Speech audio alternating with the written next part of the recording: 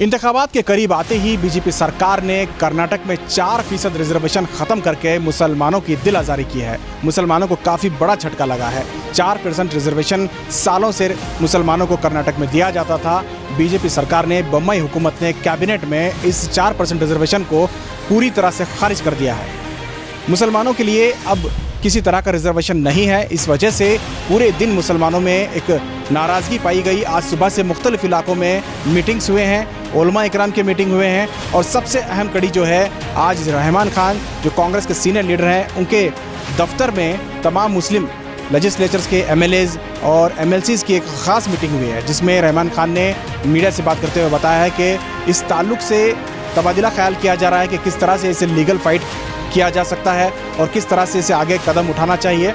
इस पर उन्होंने कहा है कि कल वो एक प्रेस कॉन्फ्रेंस करके इस बात की इत्तला देंगे कि आगे वो क्या करने वाले हैं। तमाम मुस्लिम लीडरान ने अपील की है कि मुसलमान इस दौरान किसी तरह की इश्तियाल अंगेज़ बयानबाजी ना करें और किसी तरह का एहतजाज या फैसला ना करें।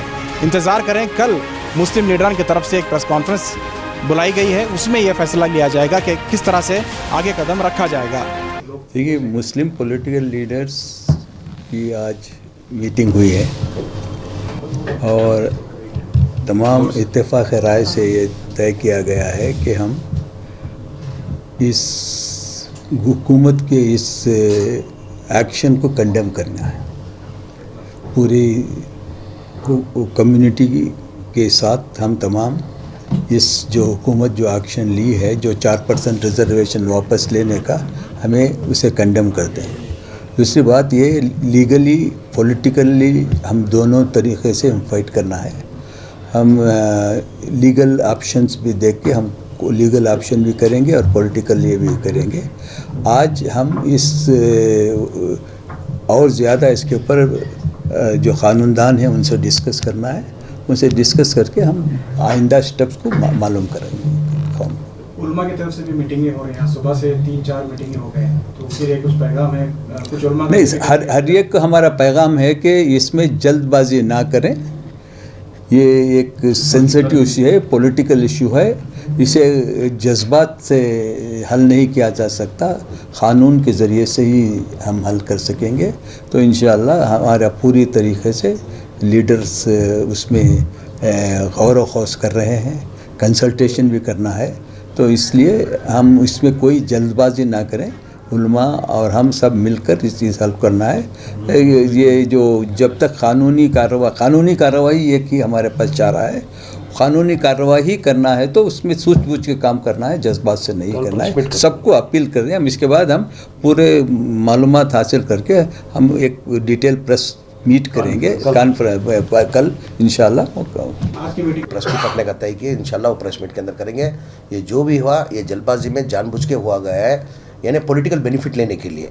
उसके लिए हम लोग लीगल मेथड देख के कैसा क्या करना करके कल सवेरे 12 बजे प्रेस मीट बुला के रहमान खान साहब प्रेस मीट करेंगे। वो लोग बीजेपी वाले इलेक्शन के मुद्दे रखकर ये डिसीजन लिया है।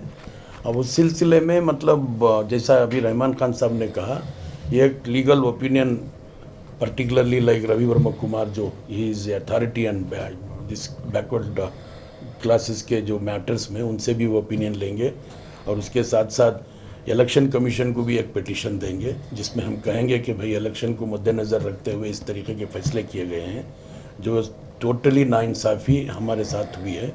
और उसके साथ साथ पार्टी के साथ भी हम डिस्कस करेंगे, हमारी पार्टी के साथ डिस्कस करके, पार्टी के लीडरों को भी डिस्कस करके, उनके ज़रिए से भी एक स्टैंड लेने के लिए उनसे भी डिमांड किया जाएगा। और ये सब जो चीज़ें हैं इंशाल्लाह कल तब तक हमारी ये अपील रहेगी कि वो हर जगह किस्म का प्रोटेस्ट वगैरह ना हो। Most unfortunate decision, nothing but a political decision by the BJP government. उनकी हुकूमत सिर्फ 1 महीना बाकी है। जानबूझ के जो है ये डिवीजन लाने की कोशिश कर रहे हैं, खुश करने की कम्युनिटी को खुश करने की कोशिश कर रहे हैं। इसमें इस most illogical, they can not do it, even courts will not stay. लेकिन इसके बावजूद वो जानते हैं कि इनका लास्ट कैबिनेट मीटिंग है, इसमें इन्होंने मीडिया की तरफ से हम सब लोगों को रिजर्वेशन दे रहे हैं बोल के जानबूझ के पहले मुसलमान के खिलाफ है ही है। ये डिसीजन और भी दिखा दिए, दे आर एंटी माइनॉरिटीज़। इस खुसूसी मीटिंग में रहमान खान की सदारत में मुनक्किदा इस मीटिंग में साबिक वज़ीर BZ ज़मीर अहमद खान, सलीम अहमद खान, नसीर अहमद साहब, हारिस, रिजवान अरशद और दीगर अहम लीडरान, जब्बार साहब और साबिक लेजिस्लेचर भी इसमें शामिल रहे हैं। और तमाम लीडरान मिलकर ये अपील की है कि किसी तरह की इश्तियाल अंगेज़ी ना करें, लीगल फ़ाइट करना बहुत ज़रूरी है। इस ताल्लुक से सीनियर एडवोकेट से बातचीत हो रही है और आने वाले दिनों में यानी कल इसका फ़ैसला होगा। अब तमाम लोगों से गुजारिश है कि इस पैगाम को तमाम मुसलमानों तक पहुँचाएँ ताकि सही जो मैसेज है लोगों तक पहुँच सके।